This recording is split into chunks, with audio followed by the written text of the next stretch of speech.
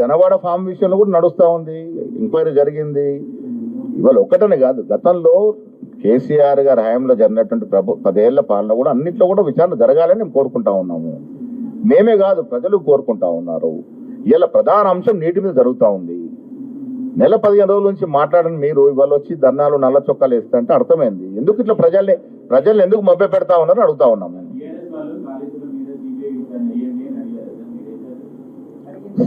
ఈ రెండే అంశాలు కూడా ఒకటే కారణం. మేము ఏది చేసినా ఇవాళ ఏమంటారు, మా మీద కక్షతో వ్యవహరిస్తున్నా అంటారు. సిబిఐ వేయడానికి 2 కారణాలు. ఒకటేమో కిషన్ రెడ్డి గారు పదే మమ్మల్ని అడిగారు, మీరు వేయండి నేను తేలుస్తానన్నాడు, పొడుస్తానన్నాడు. ఏం తేల్చాడు, ఏం పొడిచాడు? మేము సిబిఐ విచారణ అధికారికంగా అసెంబ్లీలో చర్చ పెట్టి తీర్మానం చేసి పంపితే 9 నెలలు అవుతుంది. టీఆర్ఎస్ మీద వేసాము, టీఆర్ఎస్ మీదే వేసాము.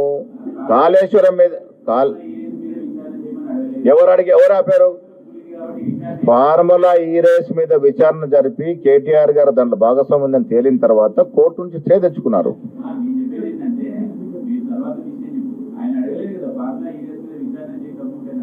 ఇప్పుడు ఈ అంశం నేను ఎందుకు ఆ అంశం వారు అడగాలని చెప్తా ఉన్నానంటే, కనీసం విద్యార్థి లోకం దీంతోనైనా కనువిప్పు కలుగుతుంది.